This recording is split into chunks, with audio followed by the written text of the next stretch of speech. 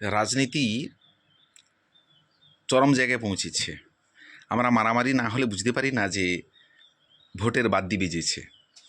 সেরকমই একটা ছোট্ট ঘটনা আপনাদের সঙ্গে শেয়ার করি। দীর্ঘদিন আগে পড়ে জানা যে সিদ্ধার্থ শঙ্কর রায়ের সঙ্গে জ্যোতি বসুর একটি দীর্ঘ ভালো সম্পর্ক ছিল। সেটা সাধারণ কর্মীরা হয়তো সেটা জানতো না। সেটা তিনি এক্সপ্রেস করেছেন পরেই। কীরকমভাবে বলুন তো, যে যখন তিনি পশ্চিমবঙ্গ বিষয়ক মন্ত্রী ছিলেন সে সময় বহু কথা তিনি জ্যোতি বসুর সঙ্গে আলোচনা করতেন গোপনে।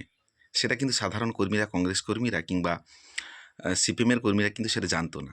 কীরকমভাবে তাদের ব্যক্তিগত বন্ধুত্ব না।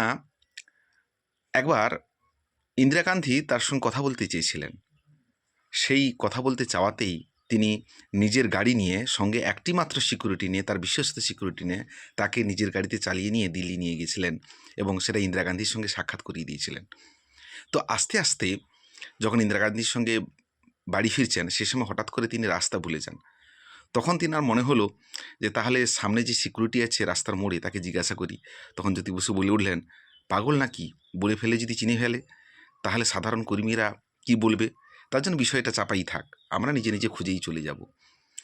আর একটি ঘটনা বলি, যে একদিন সিদ্ধার্থ শঙ্কর রায়কে জ্যোতি বসুর স্ত্রী বললেন যে দাদা, এই তো এমএলএ হিসেবে যেটুকু বেতন পায় সেটা তো পার্টি বেশিরভাগটাই নিয়ে নেয়, সংসার চালাবো কী করে, আপনার বন্ধুকে একটু বোঝান। তো সেই ঘটনার পরে সিদ্ধার্থ শঙ্কর রায় ডক্টর বিধানচন্দ্র সেনকে কী করলেন, বিধানচন্দ্র রায়কে তিনি জানালেন এবং তাকে বিরোধী দলনেতা হিসেবে তার বেতনটা প্রায় সেই সময়কার আমলে প্রায় 1972-73 কথা বলছি, প্রায় 750 টাকা করেছিলেন। কিন্তু সে টাকাও তিনি নিতেন না। আরও একটি আশ্চর্যজনক ঘটনা, তখন সিদ্ধার্থ শঙ্কর রায় মুখ্যমন্ত্রী, বিরোধী দলনেতা জ্যোতি বসু। একদিন এই কর্মীদের গণ্ডগোলের কারণে কেস হয়েছে জ্যোতি বসুর নামেই। তখন পুলিশ হন্যে হয়ে খুঁজছে। সেই সময়ে সিদ্ধার্থ শঙ্কর রায় কিন্তু মুখ্যমন্ত্রী, অতএব তাকেই নিজের গাড়িতে করে গোপন ডেরাতে তিনি কিন্তু রেখে রাখলেন। সেই ডেরাটা কিন্তু ভবানীপুরেই ছিল।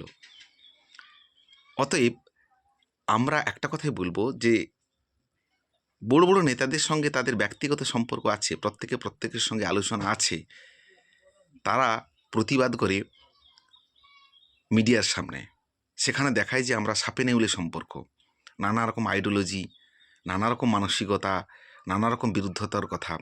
কর্মীরাই কিন্তু তাদের আইডিওলজি, তাদের চিন্তাভাবনা সামনাসামনি করে, নেতারা কিন্তু সামনাসামনি করে না। অতএব আপনারা শান্তিতে থাকুন। নেতারা নেতাদের জায়গায় থাকবে, কর্মীরা আজীবন কর্মীদের জায়গায় থাকবে। মারামারি, যুদ্ধ এই সমস্ত করে ক্ষতি আপনাদেরই হবে, অন্য কারুর নয়। ভালো থাকুন, সুস্থ থাকুন, ভোটে শান্তি বজায় রাখুন।